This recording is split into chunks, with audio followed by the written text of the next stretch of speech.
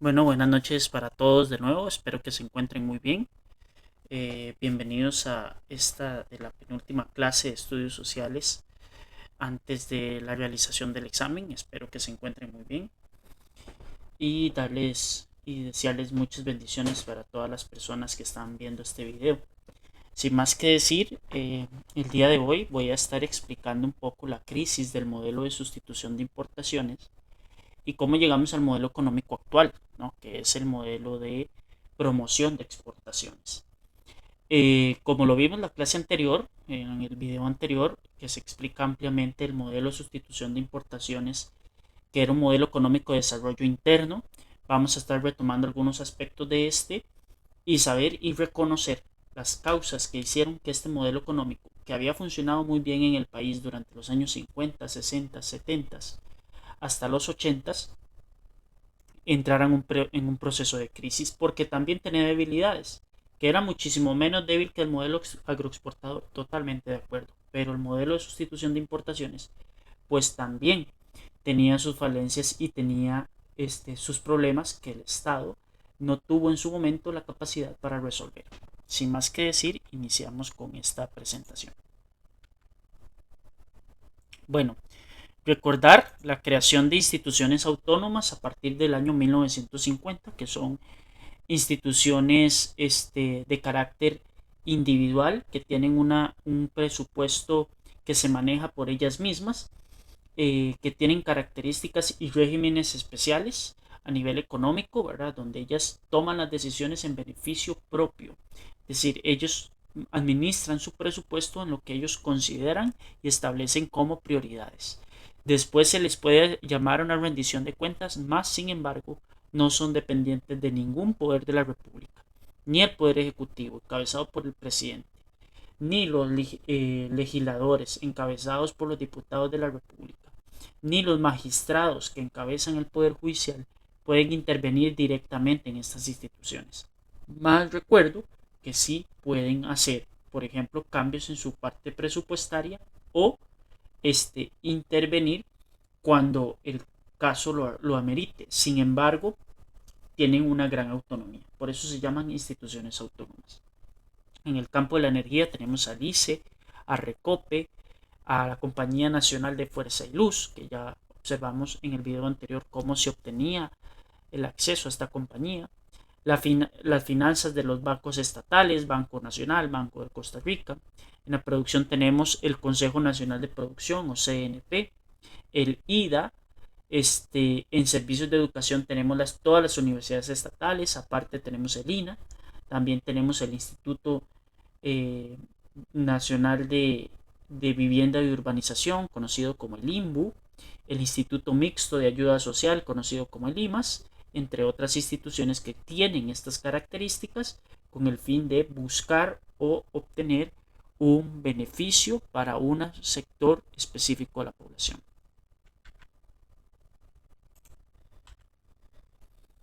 Bueno, ¿qué tenía de positivo y qué tenía de negativo el modelo de sustitución de importaciones? Primero, la eliminación de impuestos.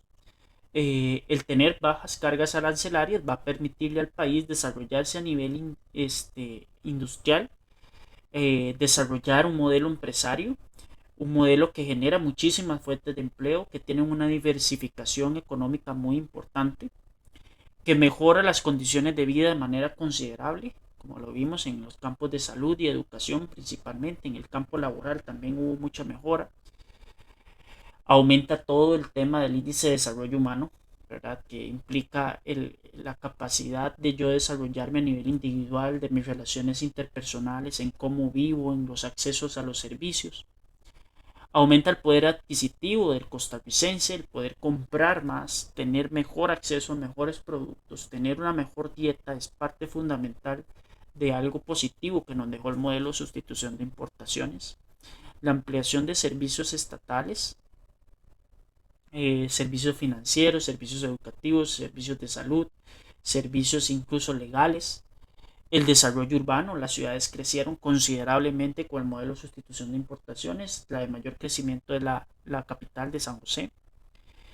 Eh, Se fortaleció mucho el mercado interno, la gente compraba productos costarricenses Y eso generaba que ese mismo producto que se vendía generaba empleo para los propios costarricenses. Y esa diversificación de la estructura productiva va a generar que la economía no dependa de un producto o de dos, sino que depende de varios, y eso hace que la economía se mantenga un poco más estable. Negativo. Bueno, precisamente la eliminación de impuestos es algo negativo. ¿Por qué? Porque el Estado no capta recursos para poder sostener su aparato.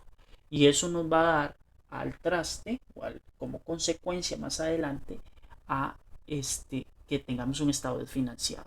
Y la llegada del capital extranjero, que muchas veces en vez de competir lealmente con las empresas y el Estado promover esa competencia legal, lo que hicieron fue liquidar o apabullar el mercado interno de productos costarricenses con empresas costarricenses que no podían competir contra las grandes transnacionales que se vinieron o que se establecieron en el país durante esta época. El comercio exterior, las importaciones y las exportaciones, bueno, conocer que la idea del mercado común centroamericano, que la idea de incorporarnos a la CEPAL, que la idea de desarrollar este modelo era vender mucho, pero sin embargo el pago de la balanza de pagos fue negativa, es decir, se pagaba más o se importaba más de lo que se vendía.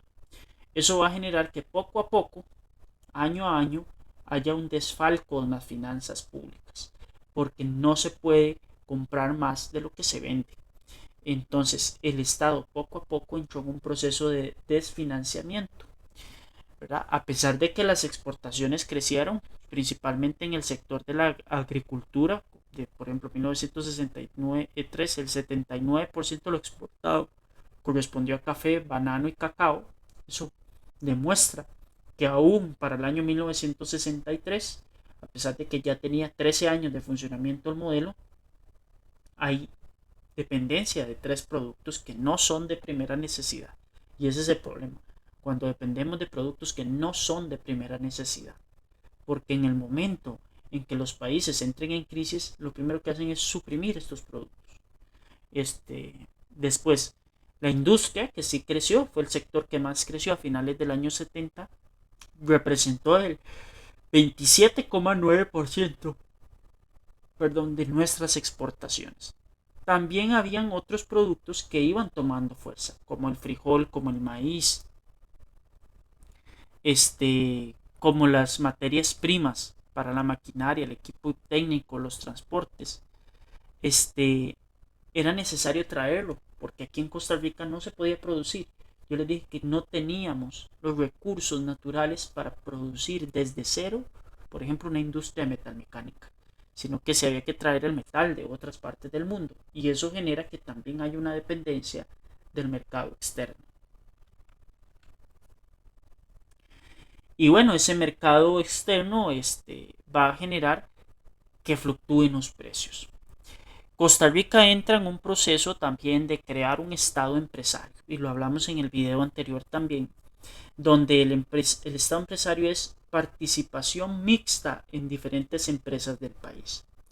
El poder gestionar, administrar los bienes y los servicios, va a generar que el Estado genere recursos propios. Sin embargo, el eliminar impuestos va a generar que al final de cuentas no sea suficiente el ingreso a partir de esas empresas, y eso va a generar que poco a poco el financiamiento y el daño a las arcas públicas sea bastante considerable. Aquí tenemos Codesa. Codesa tiene muchas empresas. Tenía Cementos del Pacífico, que lo hablamos también, Aluminios Nacionales, conocido como Alunasa, Fertica, que es los fertilizantes de Centroamérica, y la Central Azucarera del Tempisque, más conocido como CATSA. Disculpen. Todas estas empresas generan muchísimos empleos, pero al mismo tiempo se convierten en prácticas monopólicas en algún momento. El protegerlas tanto va a generar que la administración de las empresas en ocasiones no esté en las mejores manos, o que no se busque el beneficio integral del costarricense. Y eso generó que poco a poco estas empresas fueran perdiendo su credibilidad, su capacidad de gestionar, su capacidad de crear, su capacidad de tener productos nacionales de buena calidad. Y se fueron desfinanciando muchas de estas empresas o fueran vendidas por recomendaciones de organismos internacionales, fueron reformadas en algunas otras o desaparecieron del todo, ¿verdad? Dependiendo del escenario económico que se les presentó en su momento. ¿Por qué entró en crisis el modelo? Muy sencillo. Hubo un aumento sensible en los precios del petróleo, cosa que nos está pasando en este mismo momento. Al subir el petróleo, el transporte se pone más caro. Los productos primarios se ponen más caros. Los productos secundarios, las materias primas, traer las materias primas aquí se vuelve más caro. Y el país no es productor de petróleo. Tenemos que comprarlo, tenemos que refinarlo en aquel tiempo. Y eso va a generar que el sector de transportes aumente sensiblemente sus precios y que las materias primas se pongan cada vez más caras, porque ya no es lo mismo traer un barco de otras regiones del mundo, digas Estados Unidos, Europa o África, hasta Costa Rica en estos años, que traerlo con un aumento considerable del petróleo. Y hay que tener algo en cuenta. El petróleo es tal vez el producto que económicamente es más significativo para el planeta. Porque el petróleo, donde aumente usted el petróleo, le aumenta el precio a todo. Eso es casi que una regla económica a nivel global. Por tanto, esta crisis que se está viviendo ahorita y que posteriormente se va a entrar en un proceso de recesión, se debe a que el petróleo es costoso, se vuelve un material costoso y al volverse un material costoso, los empresarios, los dueños de las grandes fábricas y de las pequeñas, tienen que subir sus precios de venta de productos, porque los productos que ellos necesitan o la materia prima que ellos necesitan cada vez está más cara. Bueno, hay un aumento de la deuda interna considerable en el país. El país empieza a endeudar con organismos internacionales y también, perdón, de la deuda externa y la deuda interna. Cada vez el costarricense se endeudaba más. En vez de generar planes de ahorro nacional, se empezó a generar deudas que muchas veces los bancos estatales no podían cobrar y eso le generaba pérdidas o le genera pérdidas. Es así como entra un nuevo modelo económico. El modelo económico actual se llama modelo económico de promoción de exportaciones. Ya les voy a explicar de qué se trata este modelo económico. Se trata de vender productos no tradicionales, es decir, productos agrícolas no tradicionales y la importación o venta de productos de servicios.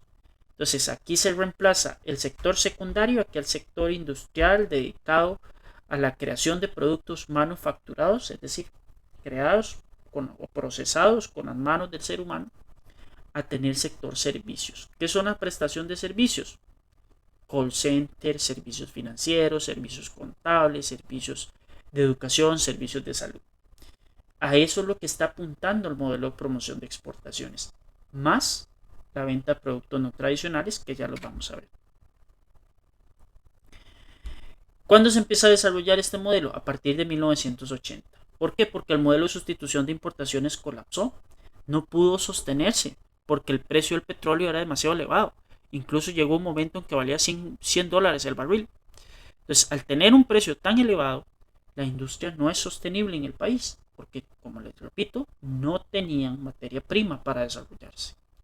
¿Cuáles son los productos no tradicionales que se empiezan a desarrollar en el sector primario?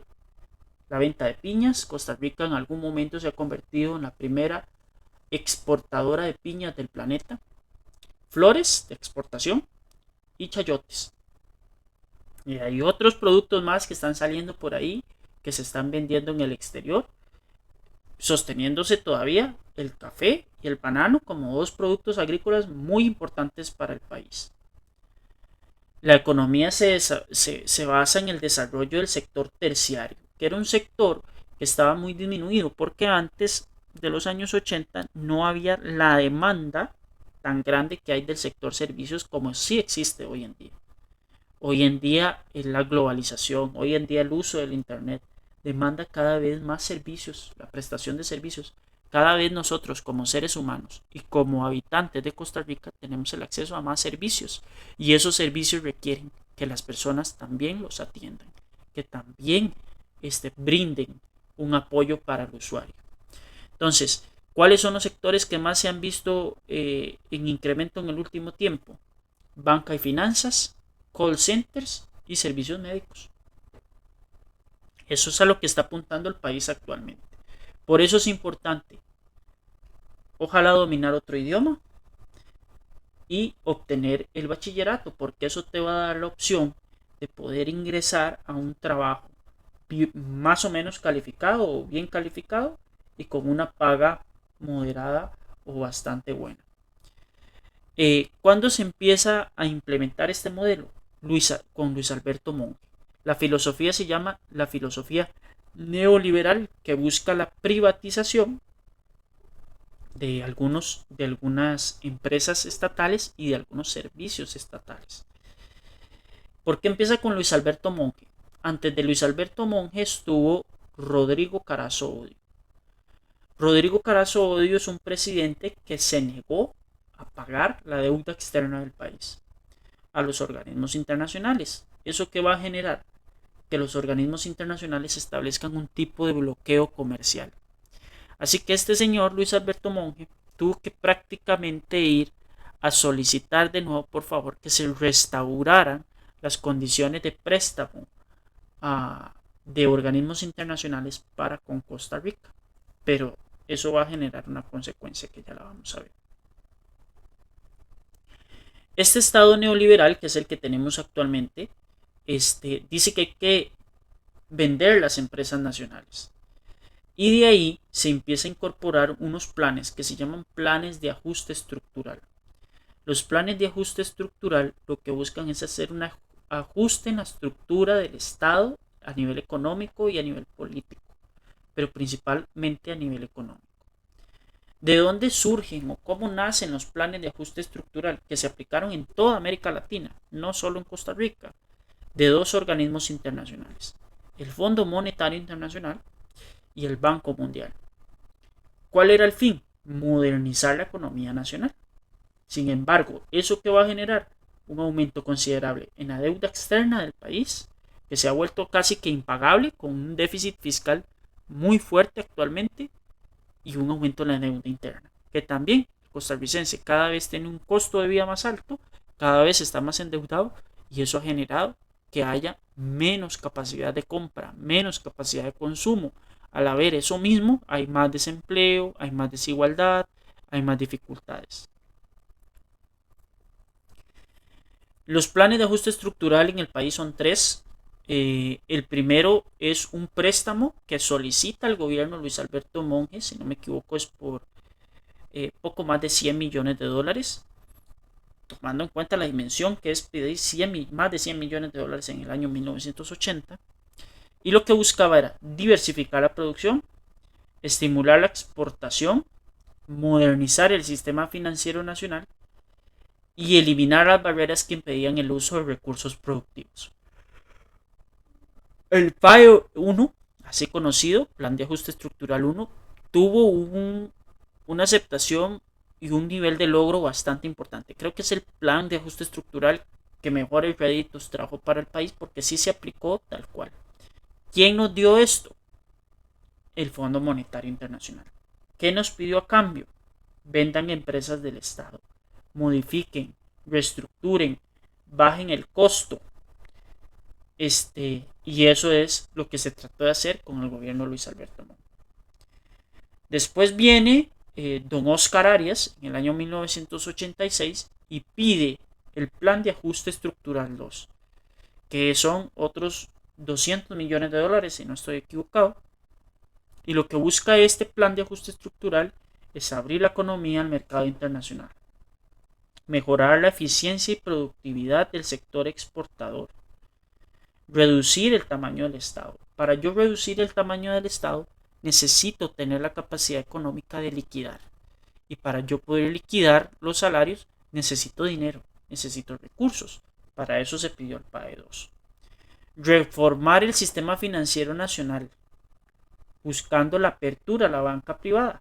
Claro, esto es una solicitud del Banco Mundial y el Fondo Monetario Internacional para que bancos internacionales pudieran incorporarse al mercado financiero de Costa Rica y competir con la banca estatal.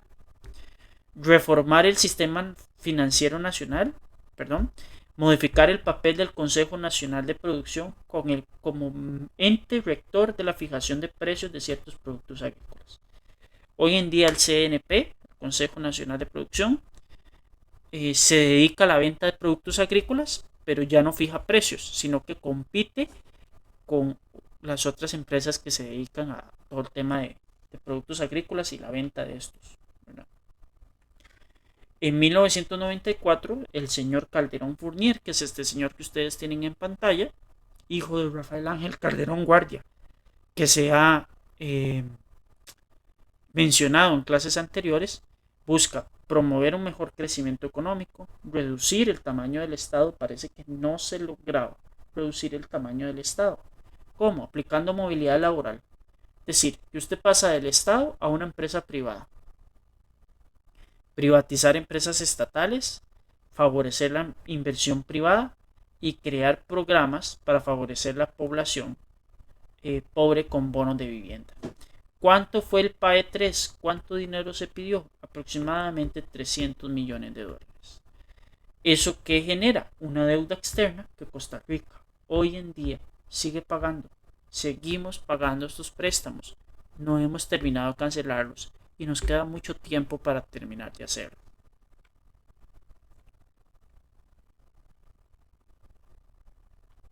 Aquí está.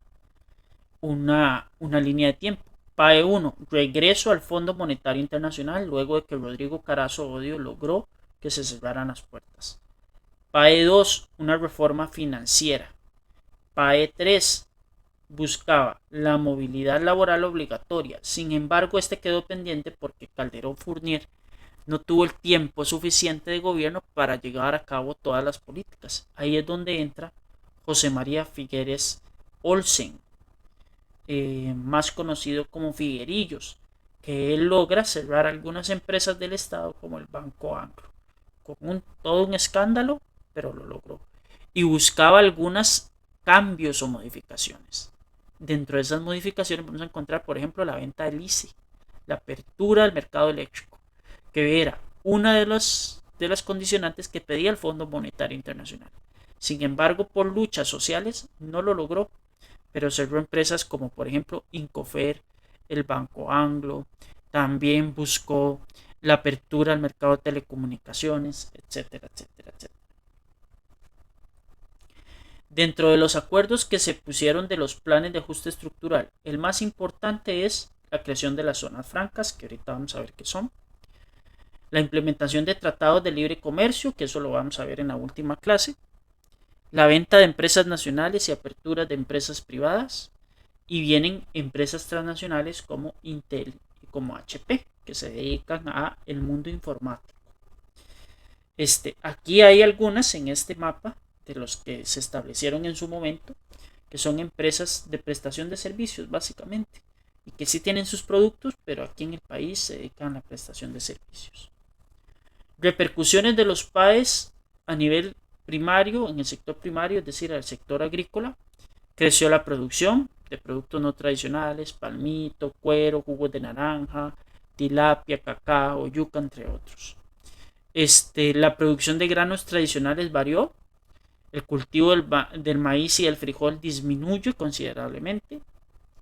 Y los productos no tradicionales que se venden en el país, por primera vez en su historia, superan a los productos tradicionales, café y banano.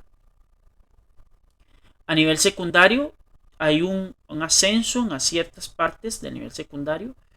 El sector de construcción y comunicaciones tuvo mejores rendimientos e incluso se van para otros países de Centroamérica. Estrategias en algunas empresas de capital privado o la venta de empresas familiares al capital externo, como pasó con la Gallito, ¿verdad? Que es una empresa que la tenía una familia, la vende a un empresario extranjero, no sabe manejar el mercado. Gallito estuvo al borde de la quiebra y la compra la Corporación Dos Pinos o la Cooperativa Dos Pinos. Después tenemos el sector terciario, que es el que más ha crecido. La gente que quiere obtener un empleo rápido tiene que estudiar algo relacionado al sector servicios. De ahí sale la alta tecnología, y se amplían los servicios de call centers, outsourcing en seguridad y logística y la construcción de centros modernos comerciales como los malls. ¿Qué es una zona franca? Se preguntarán ustedes. Una zona franca es un espacio geográfico que le da al país a un grupo de empresas transnacionales para que se vengan y se instauren y tengan ciertas ventajas. Dentro de las ventajas está la exoneración de impuestos, la importación de maquinaria. Y este régimen fue establecido en 1981, pero la ley que lo regula hasta 1991. Entonces, las zonas francas son sumamente importantes porque le dan vitalidad económica al país. La zona franca le genera miles de empleos al país. ¿Cuál es la desventaja que tenemos con las zonas francas? Que no se les cobra nada de impuestos. Los impuestos son casi que cero sobre sus utilidades, y a veces sus utilidades son bastante amplias. Sin embargo, hay el temor de que si se grava con impuestos las zonas francas, estas decidan irse, aumentando más la crisis del desempleo y perdiendo muchos empleos de calidad, porque son empleos de calidad. Son empresas que tienen buenas condiciones, que les brindan todo lo que puedan a sus empleados en su mayoría y que le ha representado al país mucho ingreso económico de otras divisas, principalmente el dólar. Todos estos cambios generan resistencia y van a generar resistencia porque en algunos de ellos muchos de los esfuerzos que ya se habían hecho por los costarricenses se iban a perder. De ahí aparecen los movimientos sociales, las luchas en contra de ciertas medidas que querían tomar los gobiernos. Entonces, por ejemplo, aparecen los sindicatos. Los sindicatos grandes del país empiezan a gremiarse, a agruparse, a hacer protestas en la búsqueda de mantener o tratar de mantener los beneficios del Estado benefactor. El solidarismo, aparece el solidarismo, el cooperativismo, ¿verdad? Como formas de crear empresas. Se busca la vivienda digna mediante la creación de programas por medio de limas y de limbo. Y los precios de la electricidad, que últimamente han estado en aumento, pero no tenemos la matriz eléctrica más cara, ni de cerca, de la región. Pero sí tenemos una capacidad energética muy, muy fuerte, muy amplia, y que casi todo se hace con energía renovable, lo que es mejor aún. Aquí hay algunas de las imágenes de las protestas que hubieron en aquel tiempo. La más conocida es el combo del ICE. El ICE estaba planteándose venderse. Los empleados del ICE y muchos costarricenses universitarios, de colegios, de escuelas, salieron a manifestarse en contra de la venta del ICE en el mercado eléctrico. Que claro, es la electricidad lo que peleó la gente. En el mercado de telecomunicaciones, pues se creó una empresa grande que se llama Colby y es la máxima competencia de algunas transnacionales como Movistar, como Claro, que se instauraron en el país. Hay algunos otros movimientos de taxistas, de docentes, perdonen, de los movimientos LGTB+, etcétera, etcétera, que han buscado que las condiciones del país o mejoren o por lo menos se mantengan, ¿verdad? A nivel estatal. Bueno, de mi parte, para esta clase sería todo. Espero que todo haya quedado claro y les agradezco mucho su participación. Muchas gracias y chao, chao.